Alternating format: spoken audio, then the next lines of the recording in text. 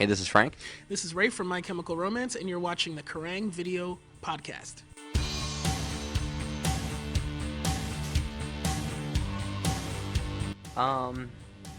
It's. Do you have to repeat that? No. Okay, good. It's flattering, but at the same time, it's. I think our kids kind of don't give themselves enough credit. They say that a lot, but I think the truth of the matter is, we maybe have written a song that helped them get through a hard time. Maybe it was, the soundtrack to their, their success, basically, because they're the ones they're their own hero, basically. They've saved their own lives. It's nothing that we're doing, but we've, I'm happy that we've inspired them, but, they need to give themselves more credit. No, I definitely feel the same way. We might, give them a little push for the song, but it's definitely them finding the strength within themselves. So, that's how we feel about it. It's kind of interesting. I think for this record, I feel like we were more influenced by film and anime, more than music. This one was interesting. I think for us, I think the songs that we were writing were influencing the sound, and I think we each take a little bit from things that we enjoyed when we were younger, things that we grew up with. For us, though, this record, there wasn't, one thing that we could kind of draw upon. Black Parade definitely was drawing upon those bands because it was a kind of a big, grand, epic, rock record. This one, the influences are so varied. I feel like, for me, my biggest influences on this record was everybody else in the band, because we were all really coming up with new things and kind of inspiring each other to try different things. He's doing great, man. It was rad getting to play with him after touring with him and being friends from a distance for a long time. Our band and his old band, The Bled, toured a lot early on in our careers, and he was always such a rad dude. We got along. There's this weird connection. It almost seemed like he was from Jersey, the way he acts and the way he was brought up.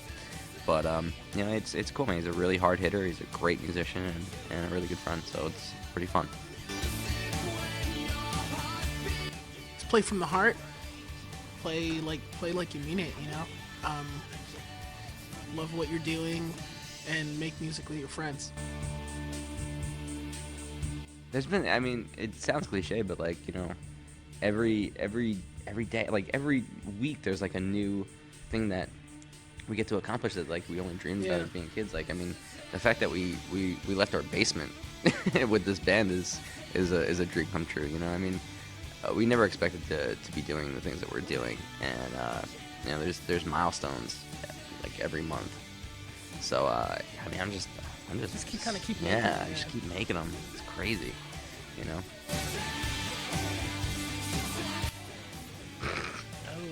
Ray Toро. Yeah, because he's really good at video games. Mikey. If it were a first-person shooter, I'd pick Mikey because he kills on Battlefield and Call of Duty. So I think if we were gunning down people with ray guns, it'd be Mikey to play it. To narrow down to one song to put into a time capsule, I don't know. I think Welcome to the Black Parade, I think, is one of those songs that was like climbing a mountain. Yeah. And once we finally did, I don't think that song could possibly have come out any better. I don't think anybody could have done a better job with that song. We clawed and fought and we finally accomplished that song. It really was. Little bits of that song have been around, before we recorded it for probably 5 or 6 years. So that's definitely a good representation of the band, I think, and kind of the ambition that the band has. That was nerve-wracking, man. That's like a completely different world than we're used to. And it sounds. I don't know how you can get used to that because it sounds horrible from where you are. There's this slap back of you're dealing with not only just trying to play well and sing well, but also this echo, and then you can't hear anybody else, and it's like it's a whole different ball game, literally. Being fans, yeah. Yeah. Frankie and Mikey are huge football fans. Yeah, we just like watching it. So that was the plus too. I mean, it was my birthday, and I got to watch a football game, and I was like, yeah, that's pretty cool. Steelers and Giants. Yeah, Mikey's Jets all the way, but he likes the Giants too, so that's why you're cool. I mean, I think probably Kids from Yesterday, we've been closing the set with it. Planetary though has been kind of in the, like right now they're kind of neck and neck for me.